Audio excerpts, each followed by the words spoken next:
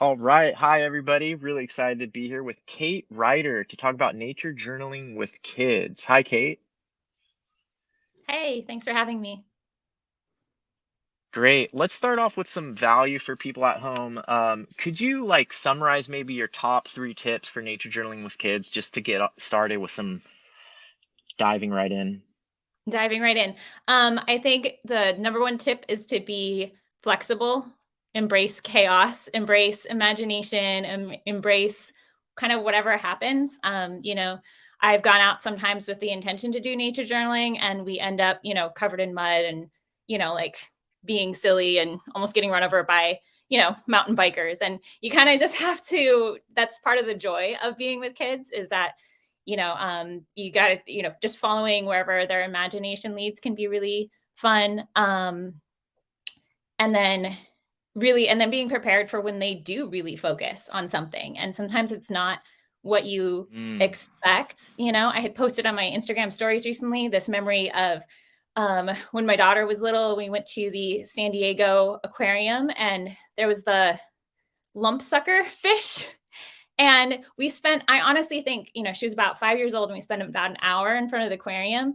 And that's all she wanted to do was to draw this one tiny, weird little fish. And, and again, it's just like, okay, great. Like, this is something that's really caught her attention. And let's just follow this. Like, let's go down this rabbit hole, whatever my intentions for the day are. And then the third suggestion, bring snacks. Kids are super, I mean, we're all super food motivated, but I think, kids are especially, just being, there you go. Like really being responsive to that, like that physical to need of, needing to rest, of needing to have water, needing to have bathroom breaks and needing, a little bit of sugar to inspire you can really, just help the adventure along. Yeah, okay. So the first one was being flexible, and the second one, could you reword that again? I'm taking a little note here. It was sort of like if your daughter's super interested in the lump sucker fish, I wasn't totally clear what the Um, second one was. kind of like honor their Okay. curiosity, and follow that. And um, yeah, don't try to move them on too quickly or, yeah, I don't really know how to summarize that one, Yeah, but just no, that's perfect. Those are great tips. I can tell you have experience working with kids based on your good tips.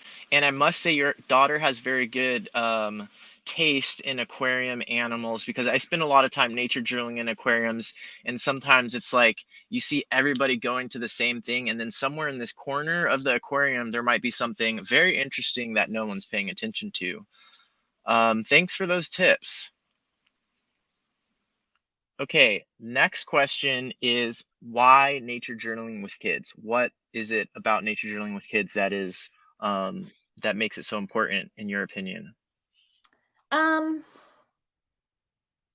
wow, that's kind of a complicated answer because there's so many different things that brings up. It brings back my own personal history. Like I think I would have really loved to have it as a kid when I was a kid because I mean, I was always just disappearing off into nature as much as I could, going into the woods where I wasn't allowed, you know, just wanting to explore and kind of having a little journal that I could have taken along with me would have um I always wanted to. Like, I always wanted to draw the things and record it somehow, and I didn't know what that could look like, and I didn't know what that would Mm, mean. And so I think one of the things as an adult that you get to do that's really fun is you get to be the sort of adult that you kind of wish you had in your life when you were a kid. wow. And so to Wow, be that's that. amazing. Can I pause you right there? For people listening, this is such a valuable one. For people listening, type in the comments if you've ever shared that feeling that Kate just expressed of wishing that you had learned about nature journaling when you were a kid. If you wish you had learned about nature journaling when you were a kid, go ahead, type something in the comments. That is so interesting, Kate. Yeah, go ahead about that one or why how that folds into your belief in why nature journaling with kids is important. Um, so yeah, so it's something that to have that sort of um that interest, but being able to focus it and really be able to bring something back from your journeys, that you can use as this visual aid of the things that you've experienced, both for you moving forward into the future, so you don't forget all these cool experiences you had, but also to be able to kind of explain and share with others and communicate with others. I think that's such a important skill in a lot of areas of your life. And yeah, to not just be passively absorbing the world, but also processing, understanding it, documenting it, and then communicating it back out. I see, and I think part of the reason I'm so passionate about it now is that this is this digital era, right? Where we're so often just passively consuming media, just clicking and scrolling and watching things, which is great. Like we have more access to information and different viewpoints and ideas than ever before. But it can also turn into this point where you're just sitting there and you're just letting it wash all over you, and you're not really processing, recording, and kind of translating it into something that makes sense to you, and then putting things back out into the world. And so, I was seeing that when I was working with kids, because I was working as more of a traditional art teacher for a number of years. And it was still kind of this experience of, I would come up with a project, a topic, an idea, give it to the kids, and they would kind of just draw it. But everybody's drawing looked pretty similar. And it was still it felt very passive still. It wasn't really taking ownership, processing, and making it their own, and then communicating something that they really noticed and something that really impacted them. And so I was always kind of searching as a teacher and as an individual, this way to kind of have this deeper experience, more nuanced, and just more like interdisciplinary, like just different parts of your brain and experience, to be able to, kids who aren't artists, like ways for them to still engage with a visual understanding of the world. Yeah, so I really got deep into into psychology and child development and all this sort of understanding. And so, when I did discover this world of nature journaling, it just felt like everything clicked all of a sudden. And it was like, yes, this is what kids need to be doing. This is what I need to be doing, is because it's the inspiration comes from nature. It doesn't come from this screen. Yeah. It doesn't come from, some sort of authority figure. It's coming from this thing that is so core, this natural connection. And it becomes about this relationship to what you're seeing, and processing and understanding, and then being able to communicate that to others. And I've seen so much just valuable insight coming from this practice, working with kids, but working with adults too, that I didn't see when I was doing a more traditional art practice, just a deeper engagement. Interesting. So you see more engagement when you're doing nature journaling exercises with kids and with adults than when you were doing some of these other, like, let's all draw an American Robin kind of thing. Yeah. Wow. Okay. All right. Well, my next question then is, and we were sort of leading into this, is what is the difference between adults and kids? Besides, I have a piece of plastic in my pocket that says I can drive a car. That's a really good question. There's a lot more hesitancy and kind of fear in adults. And but I even see it starting around like 5th, 6th grade, that there's the kids start switching into more of this adult mindset of just kind of what you can and can't do, what's expected of you, like not wanting to make something that looks bad. Working with little kids is so fun because they're just game for just about anything. They're like, we're gonna be little ducklings and we're gonna walk through the forest, and then we're gonna do this weird drawing exercise. They're like, great, that sounds awesome. And, there are adults that are super excited to unlock that part of themselves, and once I kind of give them permission, I say, I normally work with kids. And so we're going to do this project I do with kids. And so feel free to, act like a kid again. I mean, I have my friends, we get real silly and it's delightful. But a lot of adults are really afraid to unlock that like playful, curious, questioning side of themselves. And so it's more about really like guided sort of lessons so that they can feel really confident and kind of part of a group before they start to individuate, and have their own, kind of find their own their voice. But I do, yeah, there's just so much hesitancy that I see in adults, but there's also so much more,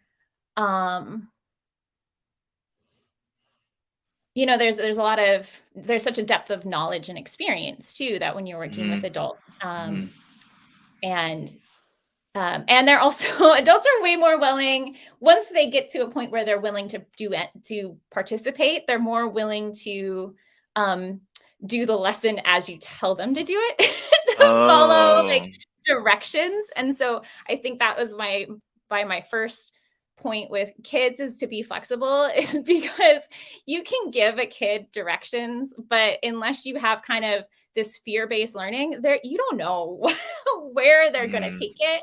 And adults, you pretty much they tend to just do what they're told. That's what we went to school for in the first place, right?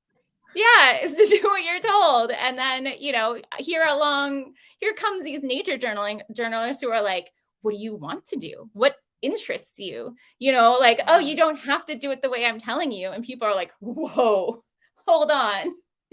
But kids are like, yes, finally. Cool. All right, that's neat. What are some of the nature journaling techniques that you think are best to do with kids? What are some, like, do you have specific, like Jack's curriculum, for example, it has all of these different like activities. Do you have certain ones that you think are really good, or ones of your own, ones that you've made up or anything like that? Yeah, that's a really good question. I have this group of girls that I work with, my daughter and her friends, and we are constantly just coming up with different ideas and kind of games to, and kind of testing it out on them. One that was really fun that I came up with was the Magic 8. So I have an example of that. Here we go. So the Magic 8 was to give this general overview of everything nature journaling, because this was a group, especially because this was a group I had been doing more traditional art with. And so I wanted them to really think differently and think of all these different facets of things that you could include. So here's this. And so the instruction on this one is that you draw 8 different shapes on your page. So this is my daughter's page, and she chose circles. Some of the other kids did, triangles or squares. And then I led them and I talked about, okay, so choose one shape and fill it with your metadata. So we talked about what metadata is, and then we had, I don't remember the exact order. I have it written up, but, and then it was, then we're going to draw, a little landscapey tool, right? Like a little drawing of a. Can I spotlight I'm going to put you on solo layout so people can see that a little bit better here. There we go. Okay. Go ahead. Yeah. So we have, John Mayer Laws, he teaches to do it in the little rectangle, but, I just said, choose one of those shapes and then draw a landscape. And we had a timer for 5 minutes, and then, draw a plant. And then zoom in on one part of it. And then it was, and then zoom in. Oh, and then I had, add numbers, do some writing. Do some different sensory experiences, jot down, touch, smell, sound, notice the weather. So just kind of giving all these sort of different prompts. But kind of having it constrained, because I've found sometimes it can be challenging for new journalers to have just kind of this blank page. And so just putting down some different shapes. And with kids, it doesn't have to be you know, in a, you know, grid, or there's compositional layout, you know, instead of getting into all of that, just kind of, okay, how do you want to just lay out some shapes on the page, and then let's fill them up with some interesting things that we notice about where we are. Cool. So that's a fun one. We did, what did we do recently? I have all of these marked. You know, a great one is obviously just to choose, you know, John Muir Law is like My Secret Plant is a great game, but sometimes it's hard depending on these different, you know, like these, I don't find myself in like a very traditional classroom sort of setting very often. It's kind of more these loose meetups and kind of things. And so, or, you know, I was at a farm camp, and so I just kind of explained to them about what nature journaling was. And so, you know, then it was just, okay, choose a plant, and then add, you know, just like really simple, like this is what nature journaling is. We're going to add our words, our pictures, and our numbers. And so just look at a plant, you know, add some colors and some texture, you know, and zoom in. And so, you know, and one of the fun things is, you know, and then having a key, you know, what are the different sorts of ways that you can, what sort of symbols can you use? So teaching those sort of simple skills about like, okay, what does zoom in look like? You know, this is a magnifying glass, because the kids had magnifying glasses. And so I encouraged them to draw a magnifying glass to put the zoom in. So, you know, kind of sometimes it can be like a more structured lesson, but also just kind of teaching and just encouraging over and over again. What do we notice? Just choose something really interesting, and then, you know, fill it out with all these sort of diagrams and labels. Great. That leads me to a question about sort of structure. What are some sort of differences, or maybe, you know, there might be people, well, first of all, actually, let me say hi to some of the people that are watching. I try not to be too involved in the comments, because then it looks like I'm not making eye contact with the person that I'm having the conversation with. So, but I'm going to look over there now. James has been here for a while. Thanks for joining in, James. That bear story, I do wish you had made an entry about that in your nature journal. That sounds very interesting. Thanks for being here. Eleni, Jean, James, Susan B is also here, and Christina Wald is also here, painting a kid's book about hippos while listening. And C.R. Thompson is here as well. Thanks everybody for joining in the live. Type a comment into the live chat, or you can type comments down below on YouTube. Okay, so my next question then is, you know, if there's people listening to this who are you know, like educators, and I think you used the word like more formal classroom kind of thing. And then we have people sort of maybe on another end of the spectrum that could be like, you know, homeschool parents, or maybe people with grandchildren that want to just do a sort of like an informal little, you know, their grandchildren are visiting, and they want to sort of inoculate them with a little bit of nature journaling, or enhance the stay of the family by nature journaling with those kids. What like on this spectrum, from like teachers that have a bunch of students listening and ready to follow instructions in a classroom, versus people who are like homeschool, unschool, or grandparents or something, what can you give any sort of general tips about how to adjust nature journaling on that sort of a spectrum? Yeah, I think when you are in a formal classroom, kind of sticking with more of a formal structure of having really clear expectations is important. Saying like, I expect you to have this, and then add, you know, these three sorts of, you know, add 3 details, and, you know, use a measurement and have the title, you know, having like that really clear thing, because there's this kind of group feeling that does follow along, where everybody is watching and kind of wants to do kind of the same thing. And then, because even what's nice about nature journaling is that even if everyone's doing kind of the same project, that their ideas and their thoughts and the things that they're going to pull out are going to be different. So if you all say, everybody, we need to zoom in on one area, different people are going to all zoom in on a different area of the thing, that even if you're all looking at the exact same object. And I think that's really, and then they'll use different words to describe things. And I think that really encourages this sort of conversation and student-led inquiry that doesn't come from, you know, some other types of learning. So this was the lesson that I did with Bishop Museum, and then my friend then did at in her classroom at Kamehameha. And so it was you draw you write the title at the top, you write the location and the date, and you draw a box. And inside the box, you draw your subject.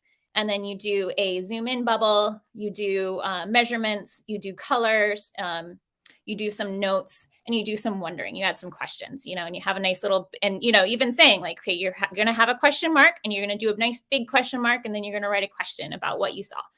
And so having those really clear expectations can really help in more of a classroom setting, because they can still, you know, do their own thing. But when you get down to the other end of the spectrum, you know, and it's, you know, homeschooling or grandparents, or, you know, your own kid, or just for, you know, on a weekend, or neighbors coming over, you know, having it be a little bit more open can be really, you know, can be fun. A lot of the games that and activities that John Muir Law's, you know, the How to Teach Nature Journaling are really fun, but also just going someplace interesting and then saying like, we're going to walk until we find something, and then we're going to stop, and then we're going to spend some time with it.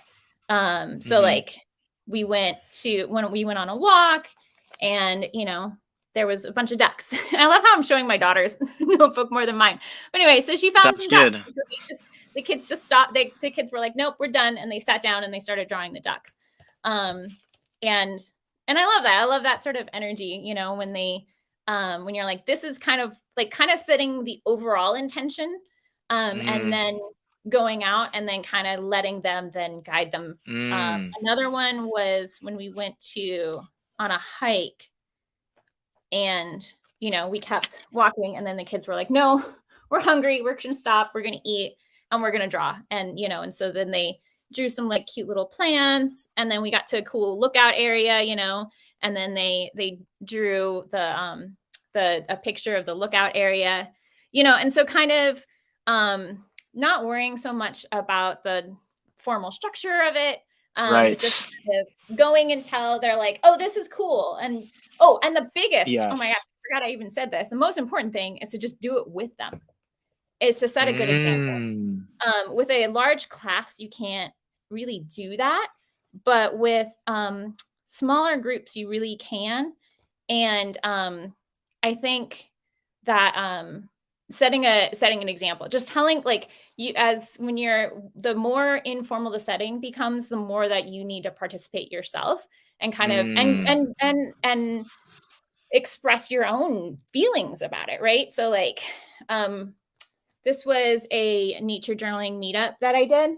And so I did like this is, you know, Jack's book, his like thing. And it was so great. We were able to nature journal together. There's this one little girl, and we found a butterfly that had just newly emerged. We think that it had newly emerged because it was just sitting there on a leaf. A branch. And so the two of us journaled together. And so I explained what I was thinking as I was doing this. And then, you know, and I gave her my, you know, non-photo blue pencil, and she was drawing on the other side. And it was it was such a really, really lovely moment, because before that, she hadn't really engaged with nature journaling at all. That day, she just kind of was like wandering around and exploring. And then I started drawing, and she kind of looked interested, and I said, you want to come join me? She said, I don't have my journal with me. Okay, that's fine. Just come sit next to me. And so she sat next to me and started drawing. And actually, no, this girl was funny. I'm pretty sure she had her own journal, but she had brought kind of her art journal. And so it had this, you know, beautiful thick paper. And so, you know, so it was like too intimidating. And so to start off with, like, this was both of us had the same nature journal to start off with. And it's just, you know, and I was like, this is just like a little notebook. It's fine. It's just some paper, you know, let's just try to fill it up with some different drawings. And I kind of had that mindset too when I first started. You know, I made myself the goal of 2022, actually 2021 and 2022 was just to fill up a journal. That's it. Like, not to make an amazing pages, but just to fill it up. And so communicating that to the kids as well, just like, your goal is to fill up this journal, not to like make stuff for the ages, but just fill it up, because then it kind of unlocks this feeling and took that Yeah. pressure off of it all has to be a certain way. Right. Speaking of pressure, that puts the pressure on the adults, parents, teachers, homeschool moms, or whoever, because if you listen to that carefully, what Kate was just saying is that you have to nature journal too. So you can't just show up and be like, all right, kids, here's the activity, tell all these kids to do something, and then just sit there, sort of watching your phone while they're doing that. And kids really notice, and I've seen this all the time when I go nature journal at zoos or aquariums. Sometimes at zoos and aquariums you actually do see kids drawing.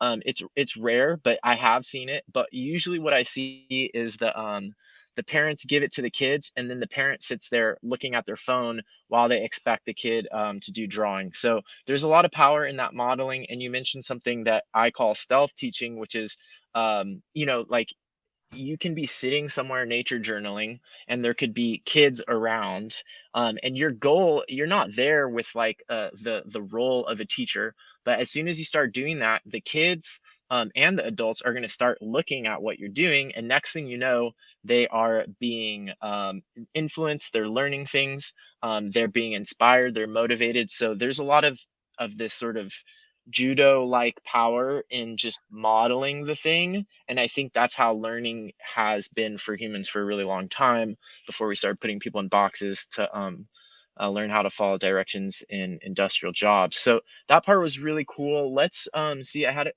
a bunch of other thoughts from that, but maybe one that we could do before we go on to talk about nature journaling in Hawaii and the lightning round is let's see here. I knew I had one other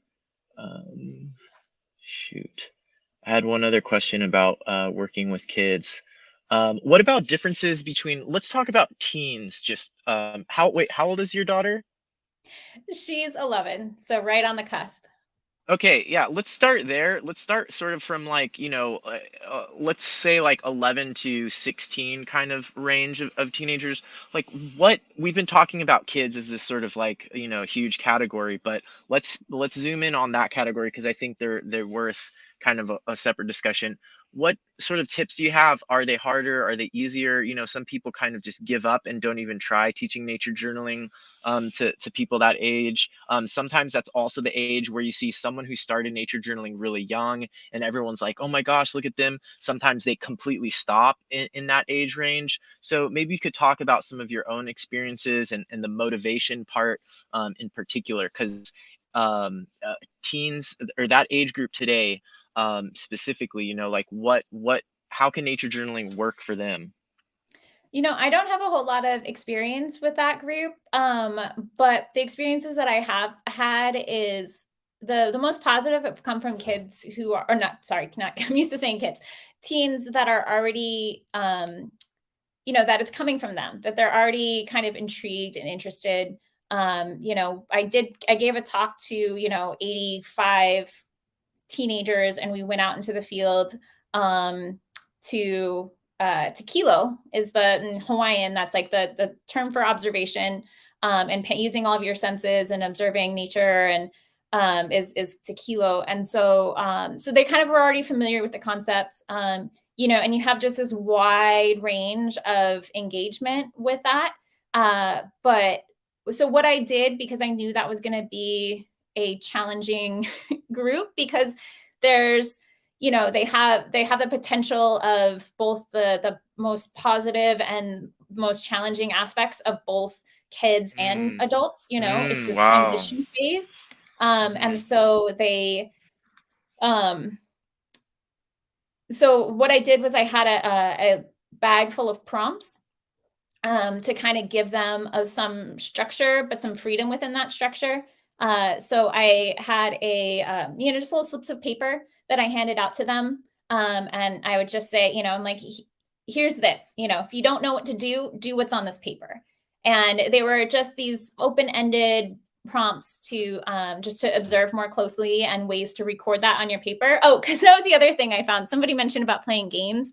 Is so when I was started doing some groups, I started coming up with these like bingo charts and scavenger hunts. But what I was finding was with these tweens that they would kind of get around it by, they would just be like, check, I found it, okay, you know, I'd say, okay, go find a, you know, patch of moss. And they'd be like, great, I found it.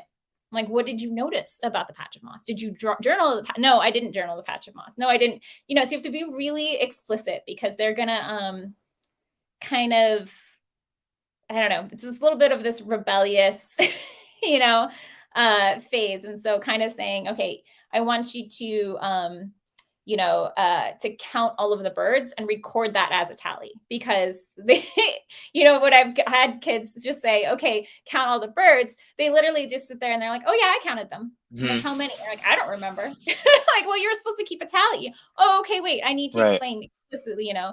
And so it was, oh, do a quick sketch of a bird or draw, you know, write down the different colors that you see of the birds. And so I did Okay. find that some of the kids really, some of the teens really engaged with that and really had some powerful responses where one, you know, he wrote on his page, he goes, I was too busy watching the behavior of the birds to draw or write anything. And I said, you know what, you win for today because you were deeply engaging with the topic. And, you know, I don't even, you know, really care that you didn't put a whole lot on your page. Because it was clear that he got really focused, you know, and I had some really good stories come back from that, of giving them really specific jobs, but kind of with this flexibility within it. And then with also telling them, you know, you don't have to do this. This isn't a have to, you know, if you have something that really engages your attention and you really want to work on it, then you can. But if you're not feeling that, then here's something that you can do. And so trying to like provide this kind of spectrum of support Right. and clear expectations. But I think a lot of it is just practice and community norms. And so that's, you know, been my passion is how do I kind of create this cultural understanding of what it means to, you know, engage deeply with our experiences outdoors and then, you know, and record it in some way, you know, document what it is we're experiencing or feeling or seeing or noticing, and kind of have and then share those experiences with others, and then how do you kind of create that so it becomes normal. And I think and I realized that was part of the difficulty with working with these teens was that, you know, they had never met me before. They had no relationship with me. They didn't know anything about me.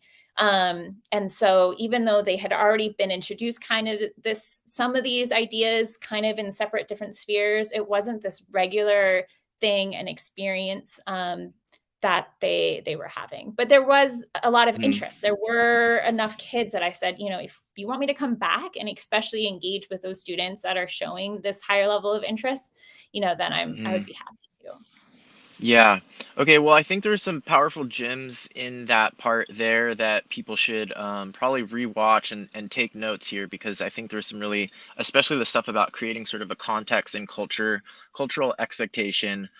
You know, I think that humans are animals of habit, and you know, if you create this sort of pattern, whether it's with your homeschool kids or at a high school or whatever, it is possible to create a pattern and then it doesn't take that much energy from the individual and you'll see like everybody will do it, you know. It's there's certain things like that that I think are really wise.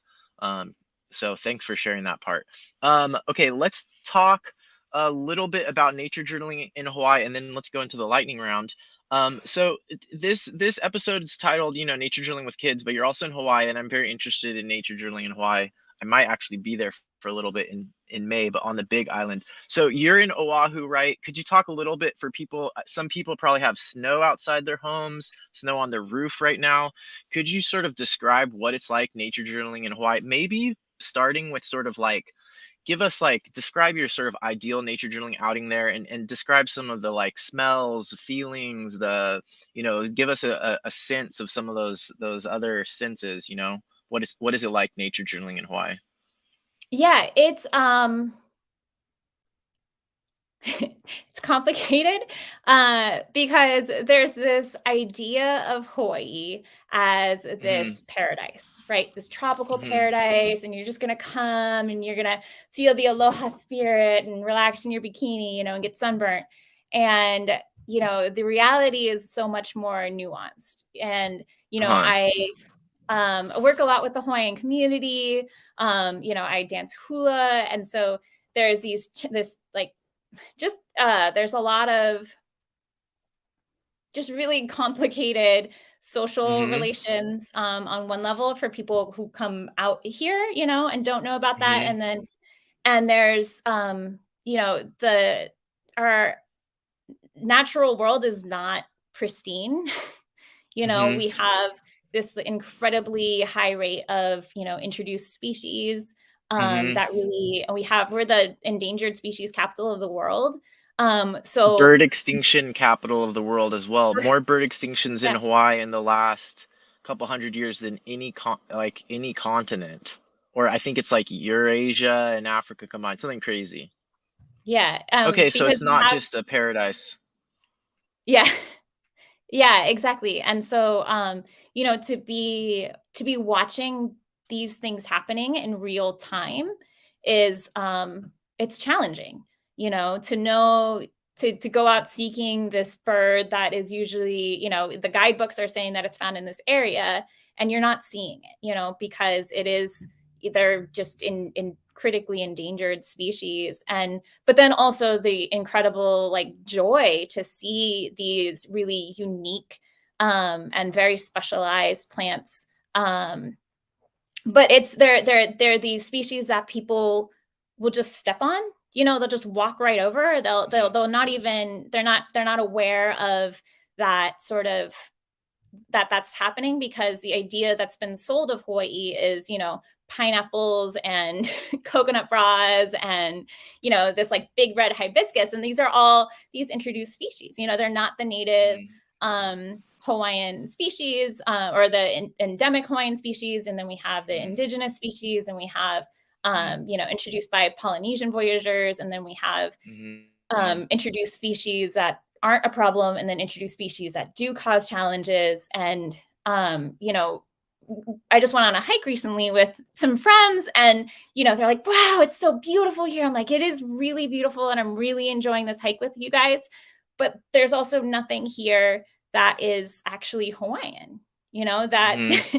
all of these Mm-hmm. trees and all of, you know, that it's, and so it's this kind of, and that so the loss of the bird species is mostly due to habitat loss. You know, there's climate Mm-hmm. change, and there's you know, like there's goats and deer, and I know these are all things Mm-hmm. that other places in the world experience as well.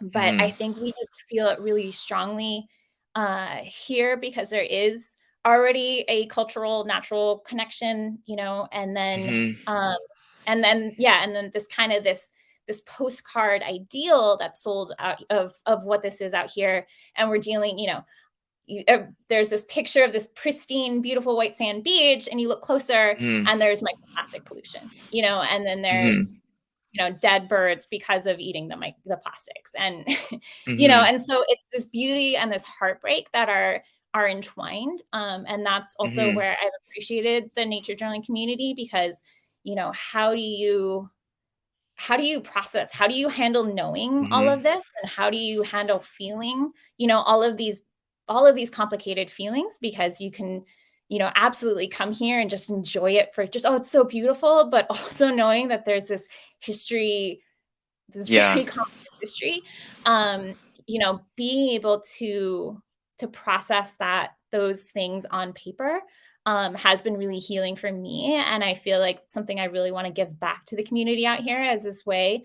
And there's more and more artists that are focusing on kind of this like what makes Hawaii special, you know, in their art. And you know, there's more of this focus on these endemic species and indigenous species that are unique to here. And there is a strong culture of, you know, participating in restoration work and doing that kind of like stewardship that I know a lot of people in the nature journaling community are talking about it as well, is that, you know, it's not Mm-hmm. just this passive thing of me absorbing everything, but sometimes, but often, you know, for people who can, to go out and then, you know, actively engage and do citizen science and those sort of aspects of nature journaling. So Great. yeah, I know it's probably not the answer that you expected. So like Yeah. my No, ideal that's is, fun. is to go up to one of these, you know, because the only places that are still like really pristine are either the offshore islands or, you know, the tops of mountains. And so I really want to spend some time up on the top of one of these mountain ranges and do some nature drilling out up there. And kind of, but I have been able to access one of the offshore islands, and I've been keeping a little journal. You'll appreciate, it's like it's the all weather. So I take it on the stand-up paddleboard, you know, go out into, Wow. you know, go out into the surf break and then document kind of the different plant species that I Whoa. see, and like what direction the waves are coming in, and how that in the wind, and how that influences, and then the birds that nest on the island too. So there's this one, I don't know if you can even see, but there's this little tiny baby bird, and it was Yeah. so cute, and I got to watch it grow up. You know, I would come by, you know, once a month and stop in and see how it was doing, and then, you know, being able to help maintain the island in the in-between times and pull out. I don't know if I have a picture of that one, but there's also, you know, and then there are some stopover birds, you know, that come on their migratory experience. And so there are certain birds that are doing really, really well out here. Like the uaukani, the shearwater, the kolea, which is the golden plover, and the manuoku. I don't remember the common name for that Great. one. But there's certain birds that are endemic or indigenous that are doing really, really well. And so I've been partnering with the Audubon Society to go and like talk story about all of these birds that do live right alongside of us. And so again, you know, I'm sitting here saying like, I'm like, oh, there's no, you know, like so much introduced species and so much stuff that isn't really uniquely Hawaiian, but there is quite a bit, surprisingly, you know, and there is this big push to plant more native plants in public spaces and in your gardens. And then, you know, and then how that then brings in these different birds and different other species, and increases biodiversity island wide. And so trying to find, I don't know how much I don't know, my nature drilling that's so much is tied in with everything else. Yes, absolutely. And I think it's important to sort of reflect the reality, nature journal, the reality of where we are, um, you know. And so it brings up stuff about what is nature, what is natural, and nature journaling is a perspective. So, folks, don't worry if you're not in a pristine place. You can nature journal the sprouting potato in the bottom of your refrigerator. Okay, that was really cool. For everybody who's joining in live, give the conversation a like if you've learned something from Kate's discussion so far. That would help the channel out a lot. And we're going to get into the lightning round. Are you ready for the lightning round? All right, let's hear your best lightning sound. You said there was a storm outside even. Could you make a lightning sound? Pew! Ooh, that was a good one. I used to have a way that I could. Oh, here we go. There we go. I'm getting used. I used to use this platform all the time to do live shows, but while I was traveling for the last like 7 months, it wasn't so easy. Okay, we're gonna jump into the lightning round. So just try to you know, first thing that comes to your mind is a fine answer to the question. And people who are watching the live, give your answers in the chat to your favorite lightning round questions. Okay, so we'll start with some yes or no ones here, Kate. As soon as I can make this part of the my screen go away. There we go. Sorry, I'm getting used to this again. Okay, lightning round. All right, is coffee an essential art supply? Yes. Okay, organized or messy? Messy. Okay, do you prefer to nature journal alone or with other people? Alone. Okay, snacks or no snacks? Snacks. For the kids or for you? For me too. Okay, are you a perfectionist? No. Okay. Would you rather nature journal plants or animals? Plants. Ink or graphite? Both. Okay. Depends Would on you the day. rather Okay. Would you rather nature journal on Mars or in the deep sea? Deep sea. That I sounds knew you were amazing. gonna say that. Fast or Although, wait, slow? wait, can I say something? Fun fact is that they Yeah. use an area of on Big Island, on Hawaii Island, they use it for Mars training, like astronaut training, because it's so, Whoa. but it's not actually barren. There is like insects and lichen and moss that gets destroyed by some of that, but it's still really cool that it's like fun to go someplace and to pretend you're on Mars and then remember that you are on indigenous Interesting. land. I think people forget that there's a lot of different sort of ecosystem in Hawaii, right? We have Okay, just about and every. then the final sort of quick one is what face do you make when someone comes up to you and says, "You're talented, I could not do that"?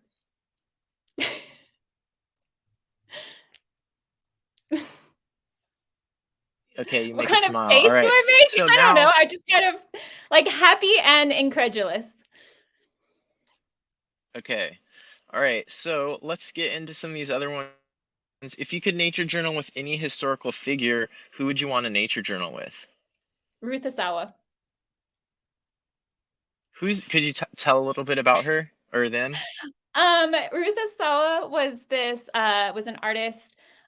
She was big in, I think, like the 60s and 70s and did these wire structures, but wire Oh. sculptures. But she also taught art, and then created like a whole art school in San Francisco and promoted that. And I just Hmm. think she's just this fascinating historical figure to me, and just kind of this really she's a big inspiration to me. Her family, endured like the Japanese internment camps, and she just had such a Hmm. work ethic and a sense of community and fun and creative playfulness. And she also was a mother to 6 kids and managed to keep up like Hmm. just all of these things, and um, just a really, really neat person. And I think she would have loved nature journaling. Just that's my guess. Wow, I'll have to have you mention her name in the comments down below on the YouTube video Oh no. later so people can more. Uh-oh. Did I freeze? Yeah, you're back now. Hello. Seems like weird. I don't know why. No. Okay. My internet looks like it should be fine, but I don't know why that's happening. All right. Um, if you could have a,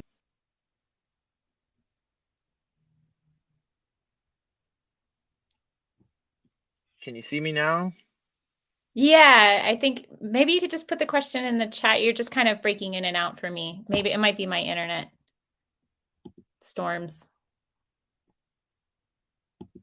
Yeah, you can't hear me? Oh, I can hear you now.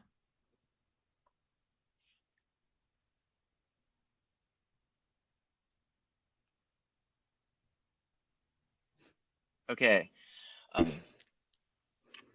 Shoot.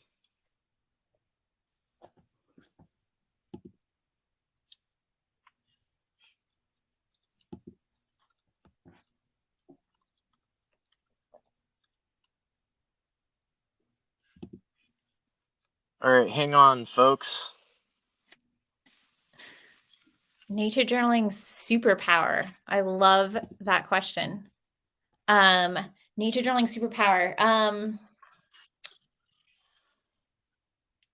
I just had this like goofy thought of being able to like shoot colors out of my fingers and ink out of my fingers. And so you can immediately have whatever color and Great. ink and pencil available, journaling supply at all times. Or Can you hear me binocular now? vision. I always struggle with trying to manage binoculars and a journal, and I think I'm not the only one who struggles with that one. Definitely. The Can you sight thing. And I try can wearing you my hear me now, glasses Kate? and my huh? Oh. Yes. Can you hear me now? Okay, great. Yes. All right, let's keep going and sort of wrap up here with the lightning round. I'm not sure what the connection issue is.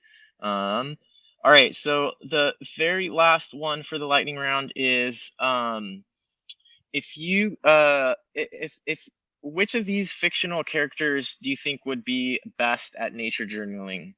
Harry Potter, um, Bilbo Baggins, Cruella DeVille, or Goldilocks? Bilbo Baggins.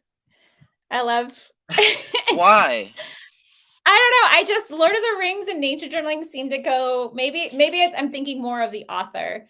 You know, Tolkien. There's so much Okay. sensitivity to place, and then and I think he wrote that into that Uh-huh. character a lot of just this awareness of possibilities of what's going on, and also it'd be super fun to go with him because he would find some sort of like little, how everybody always is like, how did you find that, Marley?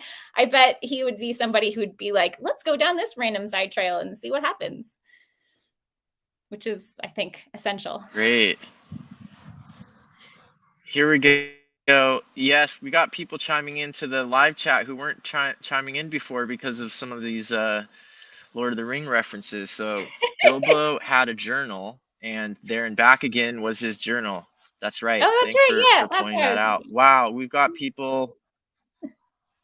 we've got lots of people commenting in here now. I'm glad that we touched upon that. Well, good job. You survived the lightning round.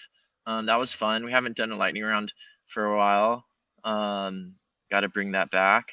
And now let's go into some of these closing questions. So I guess one that I want to ask, because you're an educator and people often ask this, can nature journal pages be judged, like, or graded? And like, if you have students, whether they be, kids or teens or tweens, and you have to kind of, in some, school situations, they have to kind of measure them. So like, do you think that nature journal pages can be judged and graded? Yeah, absolutely. I think they can, but not in kind of this um like good or bad sort of sense. But did you add all of these different sorts of elements, and did you include different types of thinking in there? And I feel really passionately that teachers shouldn't grade on anything that they haven't explicitly taught as a singular skill. So I get a little frustrated when teachers Mm. say, okay, then draw this thing, and they don't talk about how to do composition or Mhm. drawing or anything. They just say, okay, just draw this thing, and you should know all of these sort of art rules, and if you don't, then you're going to get a bad grade. Instead, it should be just like, okay, we're going to do a Mhm. lesson on color, right? And you just explicitly make it about color, and the goal is, can you match can you match a color that you find in nature to a color that you create using different types of media? And Mhm. how closely can you find some sort of color match? And then that's the level of accomplishment. And then you build upon there, so you kind of teach all of these skills explicitly. I think that's one of the things we talk about in the educators forum is you choose a specific skill for a lesson, and then that's the expectation for that lesson. Did you do Mhm. color mixing and matching, or did you do composition? You certainly can, and then at the end of the year, after you have kind of introduced all of these sort of elements, talked about writing as a separate skill, talked about, measurements or scientific questions or wondering, have a whole day where you only write questions and you focus on that, Mhm. and doing all these sort of different levels of thinking, and then being able to put it together into one thing. Then that's something that you can say, okay, did you include all of these sort of elements? Because I know that we've taught and reviewed all of these sort of things. But if the student's work is, Yeah. messy or imperfect or perfect, that's not what you're grading on. You're grading explicitly on more of the concepts and the Mhm. idea and the skill sets, not on the personal stylistic choices or, their subject matter. It's Mhm. more about the Great. way of thinking. Yeah. I feel like And we that's could kind of, talk I think, about that one forever. It's a very important topic. Well, I just wanted to say too, I think as like a parent or more informal educator is to emphasize that sort of, emphasize the effort and the thinking and the creativity and the learning more than is this like good looking or not, or is this, whatever. It's just the emphasis is more on those things. Great. Well, you mentioned the Nature Journal Educators Forum, and I had a question back here about that one that I was going to skip. But could you describe the Nature Journal Educators Forum for people who are, doing nature journaling with kids, but maybe don't know about some of the resources that are available? Yeah, they're all recorded and then put online. But we meet not every Wednesday. Sometimes we have to skip because of schedule conflicts, but almost every Wednesday. I think at noon Pacific time. It's online on Zoom. It's open to anybody, informal or formal educators. And it's just this really welcoming group, with this rule of, just being kind. And we talk about a different, just dive deep. Like we go down deep into these rabbit holes of, of philosophy and, educational, just these theories and ideas. And it's been so central to, who I'm becoming, because it's feeling like, okay, I'm doing this and it's something, non-traditional and a little bit different, but I have this community that backs me up, and then it's also supported by the Facebook group, like How to Teach Nature Journaling Facebook group, which has also been really welcoming and encouraging. And when I've had these panic moments of, oh my God, I just got hired to teach this lesson and I don't quite know how to do it. Does anybody have anything to help me flesh this out? When you asked about teens, I asked about that on the forum and people had really great suggestions on there. Yeah. Nice. I don't have the link right now, but I'll add it into the comments later because that's a really good resource. And hopefully maybe someone who's watching this on my Facebook page could link the Facebook group Nature Journal Educators on there. Okay, cool. So the last series of questions here is, what skills do you think kids actually need for today, and sort of how does nature journaling fit into that? Because for parents, and I'm sure this is something that your family probably thinks about a fair amount. It's like the idea of education is to prepare human beings for work or for something in the future, for survival and adaptation and enjoyment and fulfillment in this life. So for people who are like, look at a nature journal and they're like, that's cool and quaint and maybe cool for like retired folks, but like for people who are preparing, we don't even know some of the jobs these kids might be having. The world we live in changes so quickly. How do you think nature journaling prepares kids for the world that we live in? Wow, you're just gonna like that in there, aren't you? Like that is such a huge, awesome question. But like, wow. So I mean, how it teaches that sort of self-directed learning, that sort of like that curiosity and that like inner guidance, that I think instead of that you have to have this sort of like inner desire and be able to follow your own self and be aware of yourself as this individual. I think we've kind of outsourced our awareness of who we are to the internet and to online input. And I think it's this chance to come back into yourself and back into the moment and back into nature. And I think that relationship with the natural world and understanding that we're so much a part of it is also like, I mean, it's like the thing that we need desperately at all ages to survive as a species, to just like understand that we cannot survive without a healthy environment. We are a part of that environment. And that's something that I've really seen this kind of understanding develop when you're really observant in the sort of way that you kind of have to be in order to nature journal.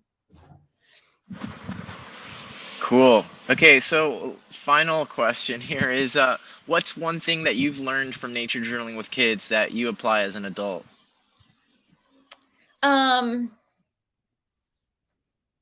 Just a sense of playfulness and joy, to just not take yourself so seriously or take anything too seriously, and just kind of just to be able to just have fun with it. Sure, just throw down a bunch of colors. like add like a goofy little, drawing, or name, your fish Fred, like whatever it is, just to keep that sort of that part of it and the imagination alive. Great. Well, thank you for being on the show. How do people learn more about what you're up to and stuff? Is your website a good place for people to go? Yeah, my website's great. I'm working on updating it and adding some new things to it. But I've got all my events and my links to, because I do have a nature journaling club. We're not meeting right now because I'm in the middle of a couple of projects. But I'm trying to find a good time to meet regularly with them. I post my classes and all my things on there. I'm also on Instagram at Kate Writer. And yeah. And on the Nature Journaling Educator Forum every Wednesday. It's a great way too. Awesome. All right. Well, hopefully people learned a lot in this episode. Nature journaling with kids is a super important topic. If you like this show and want to support, you can also support me at patreon.com/MarleyPfeiffer. And thanks for your patience around the connection, and maybe there's a little wind noise right now, but there might be more stuff like that. If you like interviews like this and you want me to keep it up, now they don't have a perfect studio for recording, they're going to be more like this. So thanks for bearing with us. Thanks to Susan, Christina, Jean, Charles, Cindy, James, Eleni, and all the other people who tuned in or are watching this as a recorded version. I'll see you next Wednesday, I guess. Thank you, Kate. Bye.